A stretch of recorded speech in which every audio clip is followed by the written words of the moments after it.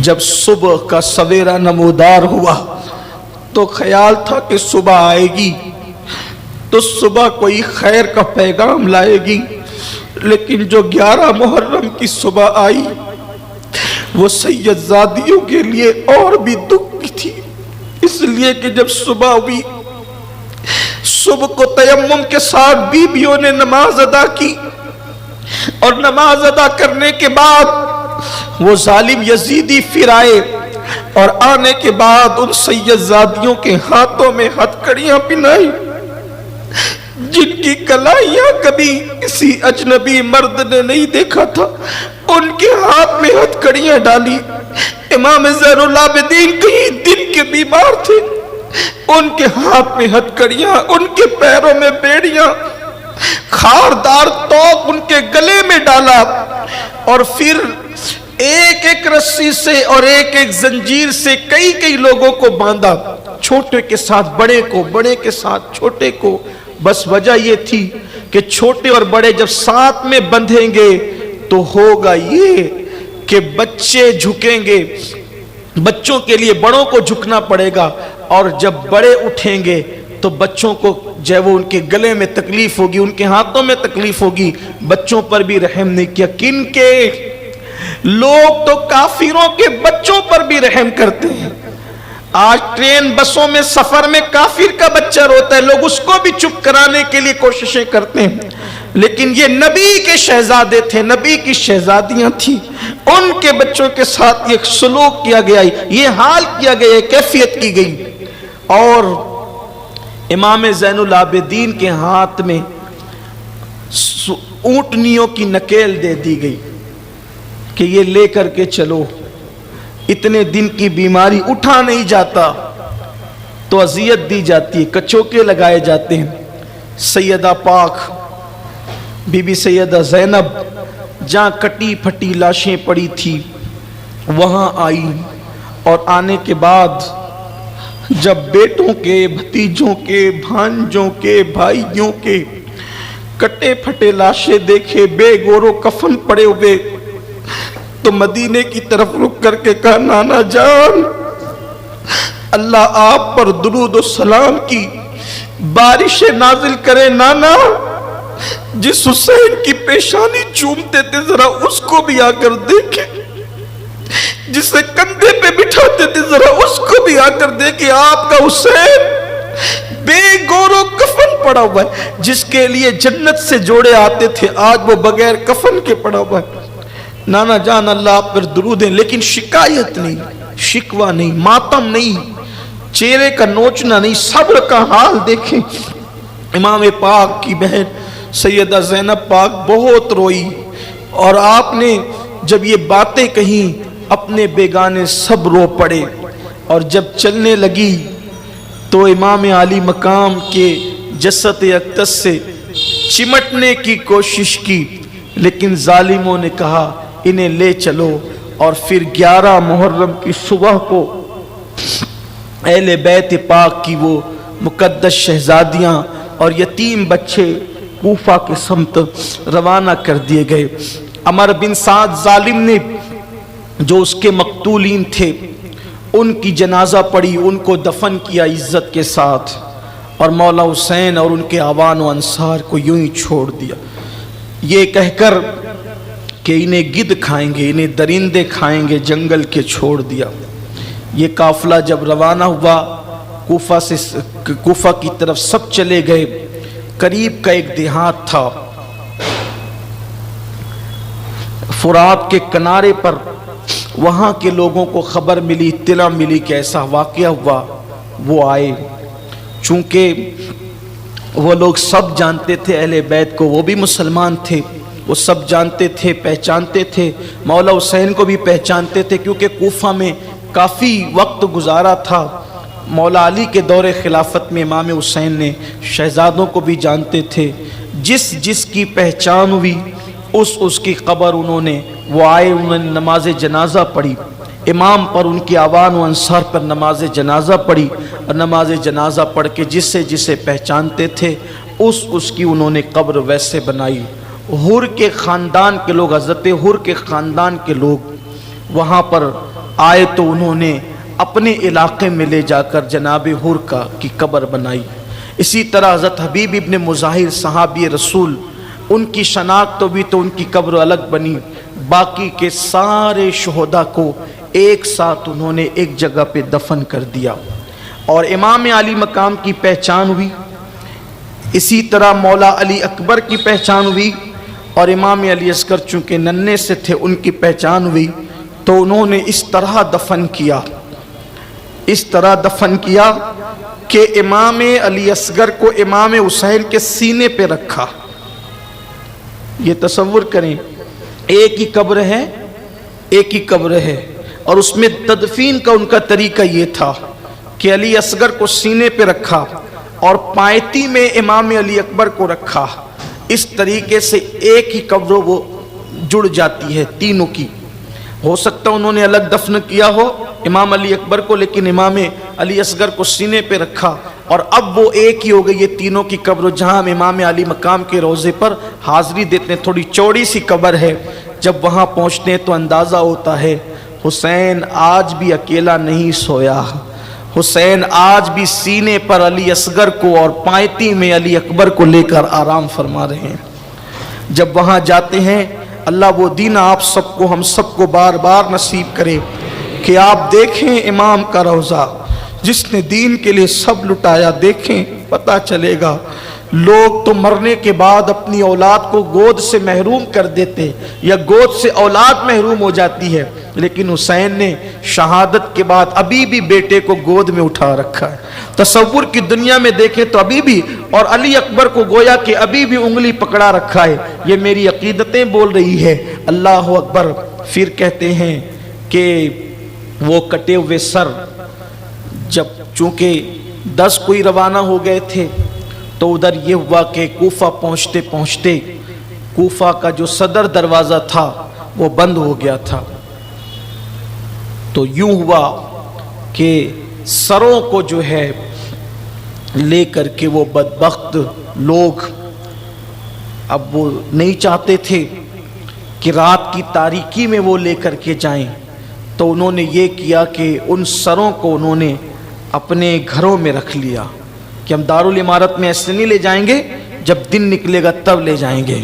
تو یہ ہوا کہ خولی بدبخت پلید، اس کے پاس امام حسین کا سر تھا، اس کی بیوی کا نام نوار تھا، وہ نوار نام کی عورت اہل بیت کی محب تھی۔ یہ رات کو پوچھا 3 دن سے کہاں تھا، کئی دن سے غائب تھا، تو اس نے کہا کہ میں کربلا میں تھا اور تیرے لیے بہت بڑا تحفہ لایا ہوں۔ کہا کیا تحفہ ہے؟ کہا حسین ابن علی کا سر ہے۔ کہا استغفر اللہ، لوگ زیورات لاتے ہیں اور تو حسین ابن علی نواسے رسول کا سر لایا ہے؟ بدبخت، اگر رات کا وقت نہ ہوتا میں ابھی تیرے گھر سے چلی جاتی۔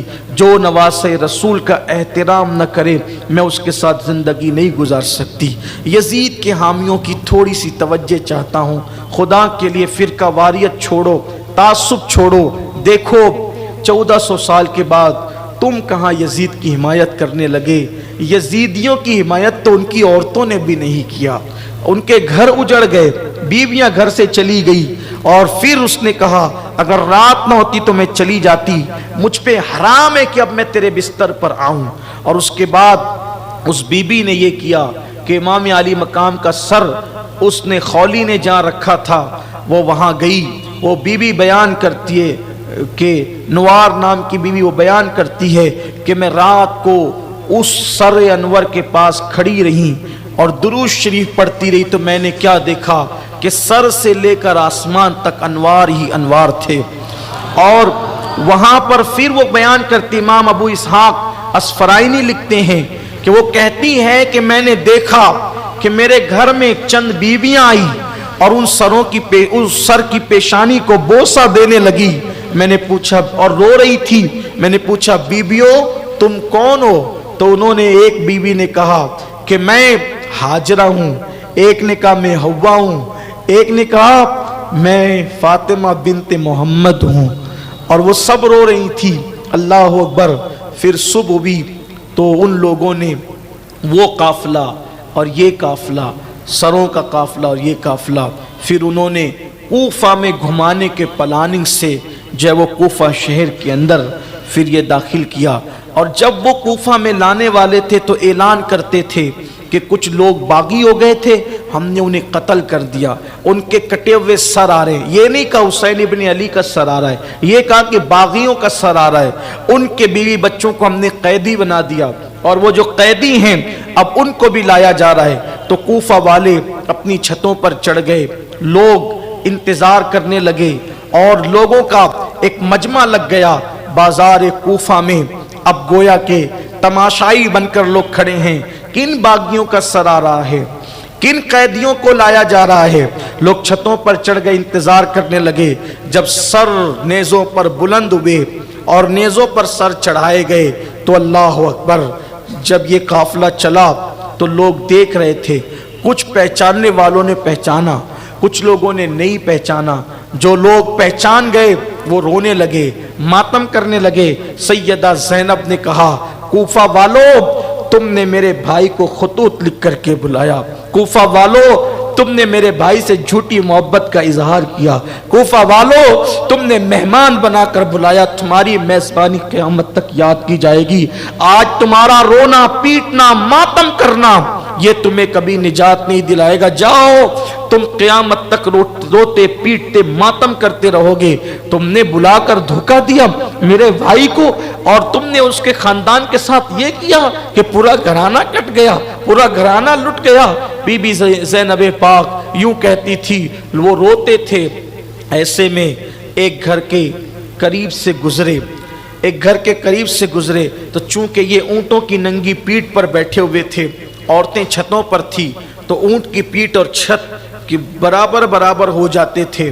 تو ایک عورت نے جب یہ قافلہ دیکھا اور قافلہ دیکھ کر کے کہا کہ کچھ صدقے کی روٹیاں ہیں، تو وہ روٹیاں اس طرف پھینکا۔ بچے بھوکے تھے، شہزادگان بھوکے تھے۔ میں پھر کہتا ہوں تقریر کی رو میں بار بار بچے کہہ دیتا ہوں یا کہہ رہا ہوں، اللہ کی بارگاہ میں معافی کا طلبگار ہوں، کوئی گناہ کی بات نہیں ہے، لیکن ہمارا عشق اجازت نہیں دیتا۔ شہزادگان شہزادیاں بھوکے تھے، جب وہ صدقے کی روٹیاں کھجور پانی پھینکتے تو اس وقت سیدہ سکینہ نے کہا، پھپھی امی کئی دن کی بھوک ہے، کیا اس وقت ہم کھا سکتے ہیں؟ کہا نہیں بیٹا، آل محمد پہ صدقہ حرام ہے، ہم صدقہ نہیں کھاتے۔ ایسے میں جو خاتون روٹیاں پھینک رہی تھی اس طرف بی بی سیدہ زینب نے چونکہ اپنا چہرہ بالوں سے چھپا رکھا تھا، کہنے لگی یہ کیا ہے؟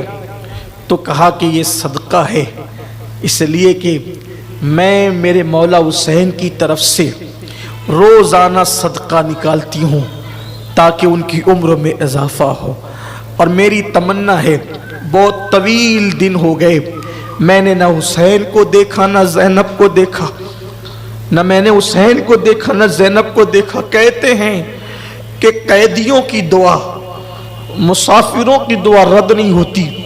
اے ننھی سی بچی دعا کر، یہ میرے حسین کا صدقہ کھا کر دعا کر کہ جلدی سے مجھے حسین کی زیارت ہو اور میری بی بی سیدہ زینب کی زیارت ہو۔ یہ سن کر سیدہ زینب زار زار رو پڑی اور فرمایا کہ وہ جو آگے سر جا رہا ہے وہ تیرے حسین کا سر ہے، اور جس کو تو دیکھ رہی ہے حالت اسیری میں یہ زینب ہے۔ اس کی چیخ نکل گئی، وہ بے ہوش ہو گئی۔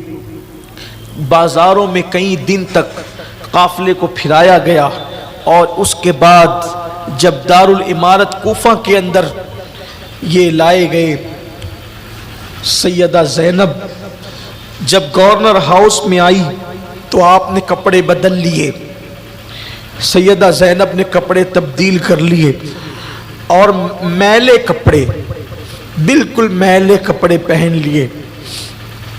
سیدہ زینب پاک نے کسی طرح سے خدا جانے جو طریقہ ہو، مورخین نے لکھا ہے، اور پھر اس کے بعد نبی کی شہزادیوں کو، نبی کے گھر کے بچوں کو ہاتھ میں ہتکڑیاں اور پیر میں بیڑیاں ڈال کر کھڑا کیا گیا، جن کی امی کی تعظیم کے لیے मुस्तफ़ा जान रहमत उठकर खड़े होते थे।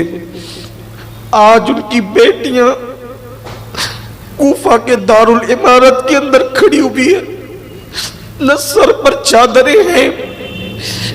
जिसके नाना ने हातिम ताई की बेटी के सर पे चादर डालकर कहा, बेटी किसी की भी हो, बेटी तो बेटी होती है। जिसने बेचादरों को चादर दी, जिसने बेआबरुओं को आवरू दी, जिसने जलीलों को इज्जत दी, जिसने गुमराहों को हिदायत दी, जिसने कंगालों को माला माल किया, आज उसी के घर की बेटियां हाथ में हथकड़ियां पहन कर, पैरों में बेड़ियां पहन के बगैर चादर के खड़ी है। कोई बैठने के लिए भी नहीं कहता। ऐसे में इमाम का कटा हुआ सर एक तश्त में रखा हुआ है। इब्ने जियाद बदने हाथ बानी फसाद, वो मलऊन हाथ में छड़ी लेकर इमाम हुसैन के लबों पर छड़ी लगाता है और कहता है, हुसैन तू कितना खूबसूरत है, तेरे दांत कितने हसीन है। हजरत सैयदना ज़ैद बिन अरकम वहां पर मौजूद थे। वो कहते हैं, बदबख्त, इस लब को छड़ी न लगा। मैंने बार बार मुस्तफ़ा जान रहमत को ये लबों को चूमते देखा है, तू छड़ी लगा के बेअदबी करता है। उसने कहा बदबख्त ने कि अगर तू बुढ़ा होकर सट न गया होता तो मैं तुझे कत्ल कर देता। वो उठे रोते हुए कहा, लोगों, तुमने नबी की आल के साथ धोखा किया और इब्ने मरजाना को अपना अमीर मान लिया। सुनो, ये वो पलीद और बदबख्त लोग हैं कि इमाम अली मकाम की शहादत की बात तुम्हारे अच्छों को कत्ल करेंगे, तुम्हारे बुरों को ये बढ़ावा देंगे। ये कहते हुए निकल कर चले गए। उसके बाद इब्ने जियाद ने कहा, ये औरत खड़ी है, कौन है? सैयदा ने कोई जवाब नहीं दिया। फिर पूछा, कौन है ये? फिर कोई जवाब नहीं दिया। फिर कहा, कौन है ये? तो कूफा की कुछ औरतें साथ हो गई थी। एक औरत ने कहा, ये बीबी सैयदा ज़ैनब पाक है, हुसैन की बहन। हाँ। उसने कहा, देखा अल्लाह ने हम सच्चों को कैसी मदद की और तुम्हारे भाई का क्या अंजाम किया। सैयदा ने फरमाया, सैयदा ज़ैनब ने, अल्लाह ने उसकी शहादत लिखी थी मेरे भाई की जो पूरी हुई, और अल्लाह की मदद मेरे भाई के साथ है, तुम्हारे साथ नहीं। तू फासिक, तेरा बाप फासिक और तेरा अमीर यजीद फासिक। मेरे भाई तो सच्चाई और सदाकत पर था। फिर इमाम ज़ैनुल आबिदीन पर नजर पड़ी। उस बदबख्त ने कहा, ये बच्चा क्यों जिंदा है? कौन है ये? कहा, ये हुसैन का बेटा है। कहा, ये क्यों नहीं मरा? इसको भी मार डालो। तो किसी ने कहा, बच्चा है। कहा, उसको चेक करो बालिग है कि नाबालिग है। मेरी ज़बान में इतनी ताकत नहीं कि उन्होंने कैसे चेक किया। मेरी ज़बान में ताकत नहीं। जिनके घर में इजाज़त के बगैर जिब्रील नहीं आते थे, अगर पढ़ना है तो आईने क़यामत में पढ़ो कि कैसी क़यामत ढाई उन जालिमों ने। इमाम ज़ैनुल आबिदीन की जवानी चेक करने की बात की गई और फिर किसी ने बताया बदबख्त ने कि ये जवान है। और फिर इमाम ज़ैनुल आबिदीन को कत्ल करने की जब बात हुई तो सैयदा लिपट गई। कहा कि मैं तुझे अल्लाह का वास्ता देकर कहती हूँ, अगर इसको कत्ल करना है तो इसके साथ मुझे भी कत्ल कर दे। इमाम ज़ैनुल आबिदीन ने, बीमार थे, हथकड़ियाँ थी, थकन थी, सब था। फरमाया, शहीद कर दो मुझे, लेकिन एक वसीयत करता हूँ, इस काफिले के साथ किसी शरीफ इंसान को कर देना ताकि खैर व आफियत के साथ, हिफाजत के साथ ये बीबियाँ मदीना मुनव्वरा तक पहुँच जाए। कहते हैं कि फिर उसके बाद कुछ दिन तक कूफा के कैद खाने में इनको रखा गया। बाज़ मुअर्रिखीन ने लिखा है बा इख्तिलाफ रिवायत, कमोबेश 35 दिन तक कूफा के कैद खाने में ये रहे। आप ये नहीं समझे 3 दिन का करबला, नहीं, 3 दिन का करबला। ये मुश्किलें हैं, ये मुसीबतें उठाई उन लोगों। ये जो है ना कि करबला के बाद लबों पे मुस्कुराहट नहीं आई। क्यों नहीं आई? कोई छोटा मोटा वाकया नहीं था। 35 दिन तक कूफा के दारुल इमारत में कैद रहे। फिर यजीद पलीद का खत आया कि उनको यहाँ भेज दो, यहाँ भेज दो, यहाँ रवाना कर दो। अब वो 5000 सिपाहियों के साथ अब ये معاذ اللہ جنہیں وہ قیدی کہہ رہے تھے، اس قافلے کو کوفہ سے ملک شام دمشق، جسے دمشق بھی کہتے ہیں، دمشق روانہ کیا گیا۔ جب دمشق وہ قافلہ چلا تو وہی نیزے پہ سر تھے۔ کم و بیش انہوں نے اتنے مقام پر پڑاؤ کیا اور ہر شہر جو بڑا شہر پڑتا تھا وہاں جو وہ گھمایا کہ دیکھو جس نے یزید کے ساتھ بغاوت کی اس کا انجام یہ ہوا، اس لیے جو بھی یزید کے ساتھ بغاوت کرے گا اس کا انجام یہ ہوگا۔ وہ سر لے کر کے گھومتے رہتے اور آگے بڑھتے رہتے۔ روایتوں میں آتا ہے کہ جب وہ سر لے کر کے چلے تو وہاں پر ان کو پڑاؤ کرنا تھا، ان کو ایک گرجا ملا۔ اس گرجے کو میں نے دیکھا ہے، میں جب ملک شام گیا 2005 میں تو میں نے اس گرجے کو دیکھا۔ وہ گرجا ملا، پتھر کا بھی پتھر کا وہ بنا ہوا ہے، گرجا ان کو ملا۔ وہ گرجا کے پاس رکے اور وہاں انہوں نے پڑاؤ کیا۔ گرجا کا راہب کبھی باہر نہیں آتا تھا گرجا سے، اس کو کچھ محسوس ہوا، وہ گرجا سے باہر آیا اور گرجا سے باہر آنے کے بعد اس نے کہا یہ کس کا سر ہے؟ تو کہا یہ ہمارے نبی کے نواسے کا سر ہے۔ یہ کون لوگ ہیں؟ کہا یہ سیدانیاں ہیں۔ تو اس نے کہا تم کون لوگ ہو؟ کہا کہ انہوں نے بغاوت کی، معاذ اللہ ہم نے قتل کر دیا۔ کہا کہ کیسے لوگ ہو تم نے اپنے نبی کے بیٹے کا سر قلم کر دیا اور ان کی گھر والوں کو یہ انجام کیا تم نے؟ پھر اس راہب نے کہا دیکھو میری پوری زندگی کی کمائی 10,000 درہم ہے، پوری زندگی میں نے اتنا کمایا، یہ سب تمہیں دیتا ہوں، ایک رات کے لیے یہ سر مجھے دے دو، ایک رات کے لیے یہ سر مجھے دے دو اور ان سیدانیوں کی مجھے خدمت کا موقع دے دو۔ انہیں تو پیسے چاہیے تھے، 10,000 مل رہے تھے، 10,000 لے لیے، سر دے دیا۔ وہ راہی پوری رات اس سر کے سامنے کھڑا رہا، زلفیں صاف کی، گرد و غبار صاف کیا۔ امام علی مقام کے کٹے ہوئے سر سے اس وقت بھی خون کا اثر تھا، خون کا اثر اس وقت بھی تھا۔ اس کو پتھر پہ رکھا، وہ پتھر ابھی بھی گرجا میں موجود ہے، اب وہ گرجا نہیں، اب وہ مسجد ہے۔ تو جب میں گیا تھا تو مسجد ہی تھی، تو اس پتھر پہ رکھا تو اس پہ خون کا اثر تھا، آج بھی خون کا وہ اثر ہے۔ اور کہا جاتا ہے کہ تقریباً 225 سال تک، کربلا کے واقعے کے بعد 225 سال تک جب بھی یوم عاشورہ آتا وہ خون پھر تازہ ہو جاتا، جب بھی یوم عاشورہ آتا وہ خون پھر تازہ ہو جاتا۔ لیکن اس کے 225 سال کے بعد پھر وہ کیفیت نہیں دیکھی، لیکن خون کا اثر اب بھی اس پتھر پر موجود ہے، وہ میں نے اپنی آنکھ سے دیکھا ہے، اللہ شاہد ہے کہ ابھی بھی وہ خون نظر آتا ہے۔ اللہ اکبر۔ تو پھر اس نے غبار صاف کیا، خوشبو لگائی اور رات بھر کھڑا رہا، دیکھتا رہا انوار اس سر پر کیسے برس رہے ہیں، حتیٰ کہ صبح ہوتے ہوتے اس سر کی برکت سے کلمہ پڑھ کے مسلمان ہو گیا۔ امام کے کٹے ہوئے سر کی برکت، یعنی کیا اس نے خدمت کی، اس لیے کہ قدرت کو منظور نہیں کہ کوئی اہل بیت کی غلامی کر کے بھی جہنم میں جائے، اللہ نے ایمان کی دولت عطا فرما دی۔ اس کے بعد پھر وہ وہاں سے نکلے، قافلہ آگے بڑھا۔ اب اختصار کے ساتھ بات کی جاتی ہے اور اب اتنی ہمت کہاں کہ ہر بات کی جائے، اتنی حوصلہ کہاں ہر بات کی جائے۔ بس اب آپ کے سامنے یہ سفر کو مکمل کیا جاتا ہے کہ پھر وہ قافلہ آگے بڑھا اور دمشق سے کچھ دور کے فاصلے پر ان کو روکا گیا، اور جب روکا گیا تو ادھر یزید کو خط لکھا گیا کہ قافلہ دمشق کے قریب پہنچ چکا ہے۔ یزید نے پورا دمشق سجوایا، دمشق سجوایا گیا۔ جو لوگ یزید کے حمایتی وہ بھی لکھتے ہیں، انہیں پتا ہے کہ دمشق سجایا گیا۔ اگر یزید کو دکھ تھا شہادت کا، سجوایا کیوں؟ 700 کرسیاں منگوائی اور راستے پر لگائی تاکہ وہ تماشا دیکھیں اہل بیت کے آنے والے قافلے کا۔ ڈھول بجائے گئے، نقارے بجائے گئے کہ وہ قافلہ آ رہا ہے۔ اللہ اکبر۔ پھر یہ کیفیت ہوئی کہ جب وہ قافلہ دمشق میں داخل ہوا، یہاں پر مجھے ایک روایت یاد آتی ہے، میں پڑھنا چاہتا ہوں۔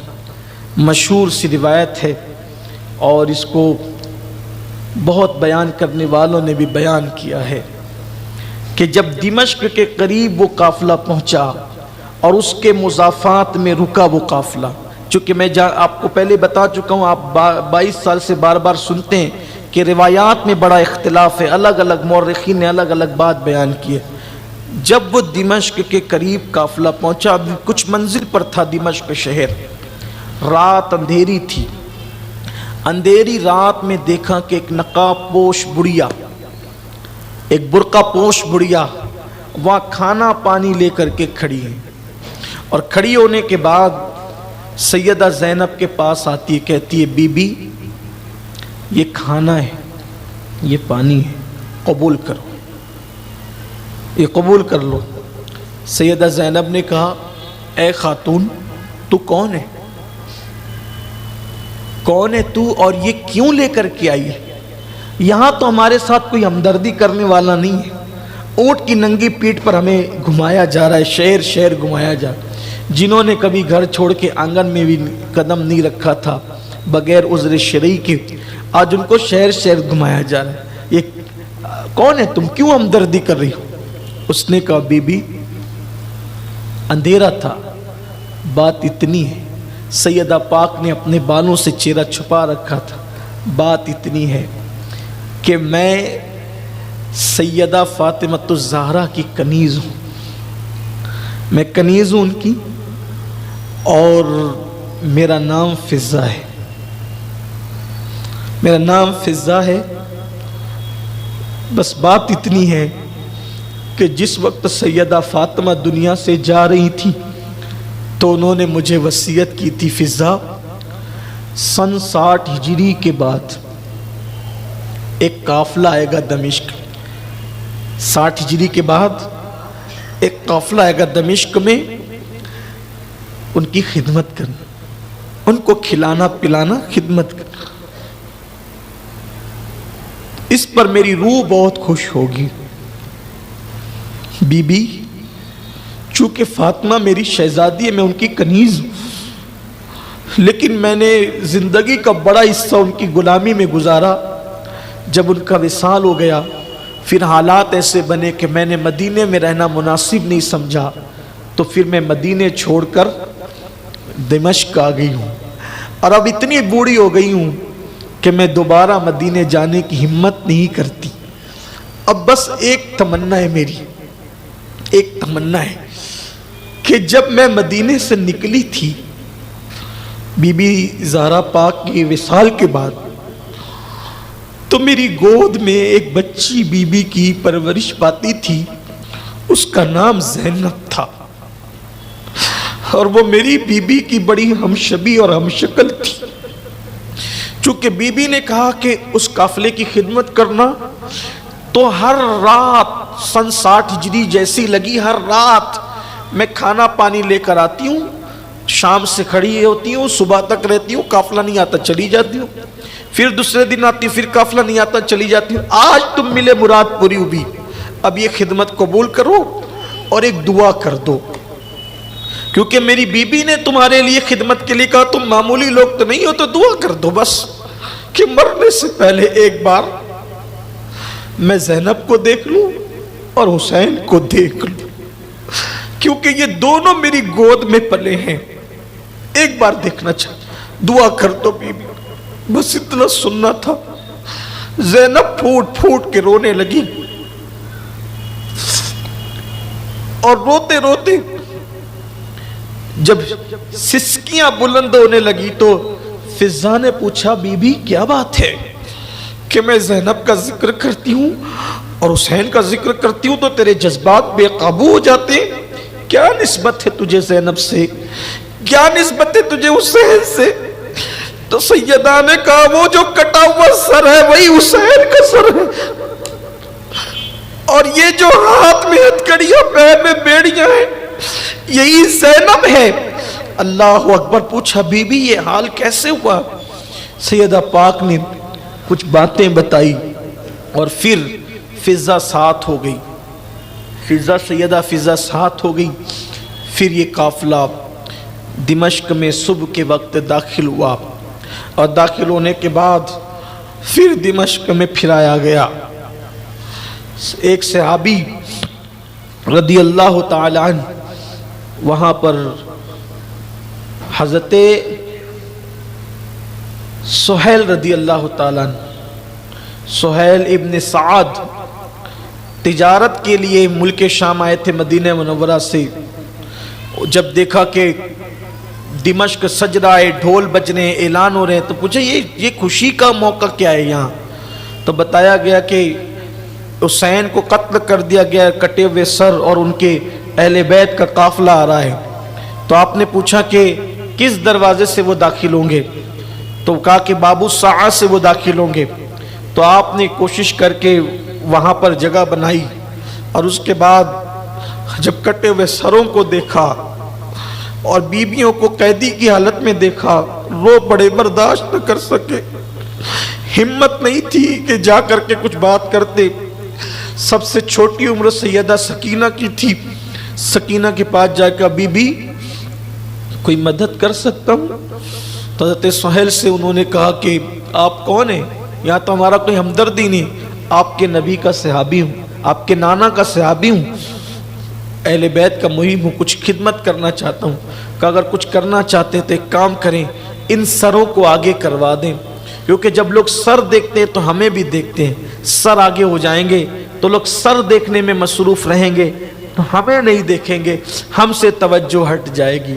پھر اس کے بعد اب ذرا دل تھام کر بس اتنی بات سن کر احساس کریں، بس ایک پیغام، نمازوں کو چھوڑنے سے پہلے داستان کربلا یاد کرنا، داڑیاں مڈا کر گٹروں میں پھینکنے سے پہلے داستان کربلا یاد کرنا، گناہ کرنے سے پہلے، زنا کے اڈوں پہ جانے سے پہلے داستان کربلا یاد کرنا، ہاتھوں میں موبائل فون لے کر زنا کے مناظر دیکھنے سے پہلے داستان کربلا یاد کرنا، حرام کھانے سے پہلے داستان کربلا یاد کرنا کہ کس قدر دین کو بچانے کے لیے، اقدار اسلام کو بچانے کے لیے قربانیاں دی ہے۔